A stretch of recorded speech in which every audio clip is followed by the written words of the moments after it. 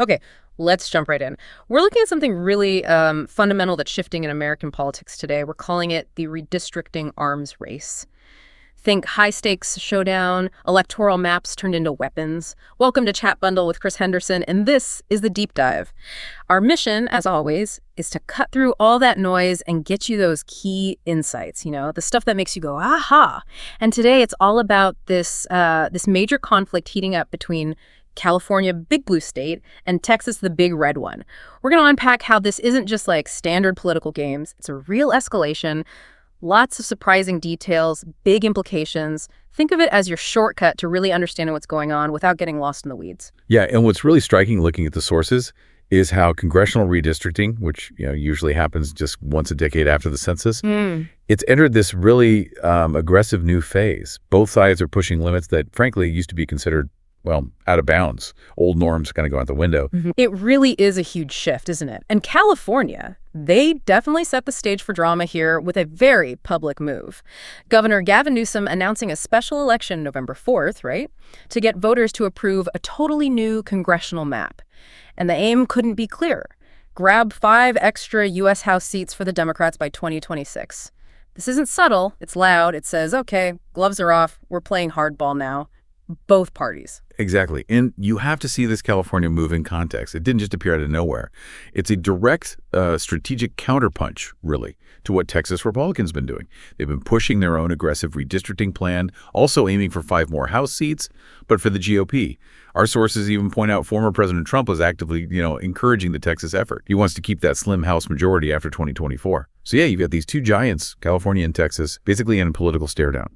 And the fallout, huge implications for who holds power in D.C. Okay, so California's move is the counterpunch.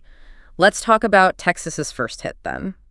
Because our sources paint Texas, under GOP control, as really leading the charge on these aggressive tactics. What exactly were they up to? Well, Texas has been seriously considering a new map, one that's, let's be frank, strategically drawn to adjust those district boundaries, essentially drawing lines to favor Republican candidates. And the goal is ambitious. 5 additional GOP seats. That's a big deal. It would really strengthen their hand in keeping House control, especially looking towards 2026 when Democrats are hoping, to bounce back. This isn't just about the next election cycle. It's about shaping the political map for years. Right, and you'd expect Democrats to push back hard against that. What did that resistance look like in Texas, and, how did that play out? Oh, it was dramatic. You had Democratic state legislators literally fleeing the state. Yeah. Packed their bags, left.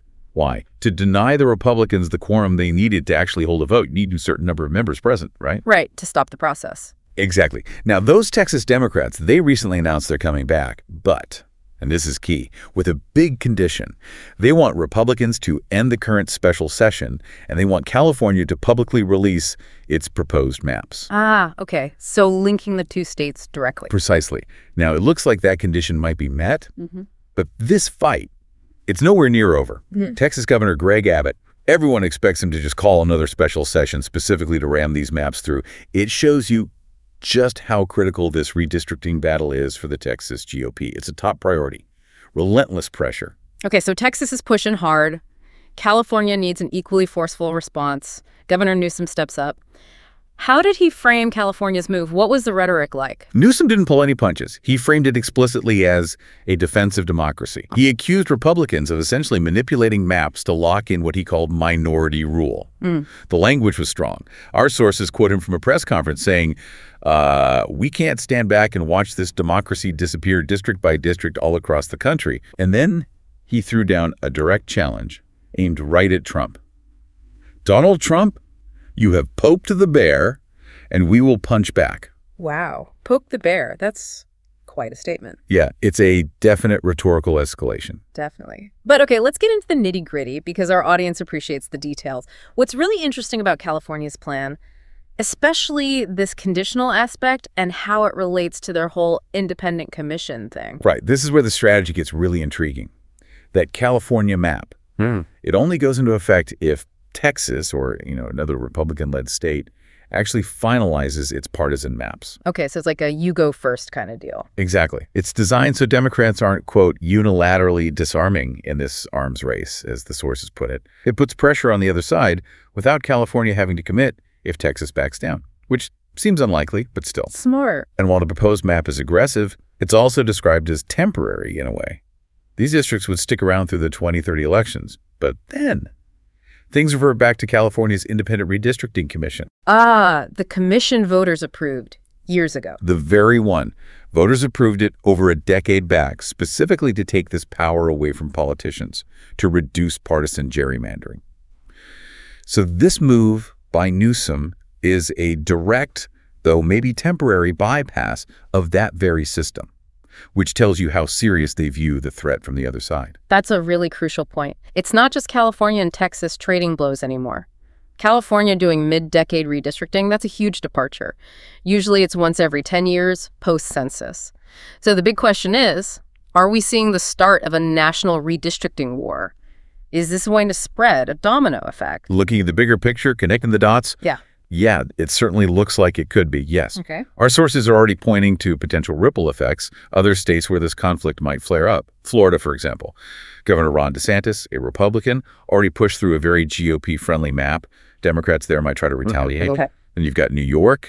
Democrats control things there. They could try to scrap the court-ordered fair maps they currently have to maximize their own seats. And the Associated Press found that in Missouri, the Republican state Senate has already bought redistricting software. That's usually a pretty clear sign they're planning changes. And Newsom himself is basically calling on other blue states to join in. He said, we need to stand up, not just California. Other blue states need to stand up. So a call to arms, essentially. Pretty much, yeah. A nationwide call to arms in the redistricting battle. Okay, the battleground is definitely expanding. But a move like California's, especially bypassing that independent commission, it's bound to get pushback, right? What are the sources saying about the opposition? Oh, absolutely. Fierce opposition, especially from good government groups.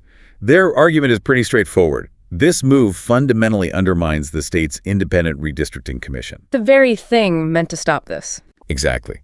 The commission designed to prevent this exact kind of partisan map manipulation. So for them, it's a major ethical procedural problem with Newsom's plan. Sources even mention people like former Governor Arnold Schwarzenegger. He's a big champion of that commission. He might actually campaign against this new effort. Wow. Yeah, for some who really believed in that nonpartisan ideal, it feels like a betrayal. Okay, that's the procedural argument. What about this straight-up political opposition? How are Republicans hitting back at California? Well, Republicans aren't holding back either. They've slammed Newsom's plan, calling it, a cynical power grab. Pure and simple. We have a quote here from Christian Martinez. He's a spokesperson for the National Republican Congressional Committee. He said, Gavin Newsom's latest stunt has nothing to do with Californians and everything to do with consolidating radical Democrat power, silencing California voters, and propping up his pathetic 2028 presidential pipe dream. Oof, strong words. Very direct. Yeah. It makes it crystal clear. Both sides see this as much more than just drawing lines. It's a fight for political dominance, for the future direction of power. So bringing it back to you, our listener, what does all this mean for American democracy? This whole escalating fight, it goes way beyond political tactics. It really digs into fundamental questions about fair representation in the U.S. What are the big concerns our sources are flagging here? Yeah, this redistricting arms race, it raises some really profound worries for the system. First, you've got the erosion of nonpartisan redistricting. States that really worked hard to set up independent commissions, to take the politics out of map drawing. Those efforts, those norms, they could just get steamrolled by this kind of partisan warfare. It makes you wonder, can any state hold the line if others are playing this hardball game? Right, the pressure to retaliate must be immense. Exactly. Then second, there's a serious risk of permanent minority rule. Think about it. If both parties just go all out gerrymandering safe seats for themselves, competitive districts where voters actually have a real choice, they could just disappear. And that could lead to outcomes being baked in before elections even happen. It entrenches extremism on both sides, makes it harder for moderates to get elected, harder to find compromise in Congress. Districts become echo chambers, basically. General elections become formalities, and the real fights happen in the primaries. And courts, can they fix this? Well, that's the third point. Judicial intervention. It's complex. Courts might have to step in, yes. But the sources point out, with the current conservative lean of the Supreme Court, rulings might end up favoring the GOP-led states anyway. So that just adds another layer of political tension, another battlefront. It's not just about the law, but how judges interpret it under all this political heat. So wrapping up this deep dive, What kicked off as a Texas power play has clearly exploded into a full-blown coast-to-coast redistricting war, California firing back hard. It really feels like both parties are just tossing aside any remaining restraint. It's raw political combat now. And the consequences for American democracy, well, they could be massive. It's kind of chilling, actually, how these technical processes shape everything. Absolutely. And the questions left hanging from our sources are pretty heavy. Are we stuck in a permanent loop now? Retaliatory gerrymandering forever? Can the courts, or maybe public anger, actually put the brakes on this? Or is this just the new normal? Electoral maps is just another weapon in a forever war between the parties. But one thing comes through loud and clear from everything we looked at: this fight over redistricting. It's not just lines on a map anymore. It's about who gets to decide the future of Congress, and really, by extension, the future of the country itself. It's about who writes the rules of the game. Powerful stuff indeed. Something definitely worth thinking about. Thank you for joining us on this deep dive into the redistricting arms race. We really hope it gave you some food for thought, maybe even inspires you to check out how redistricting works or doesn't work in your own state. Until next time, keep digging for those insights. Understanding these fights is crucial to understanding where we're headed.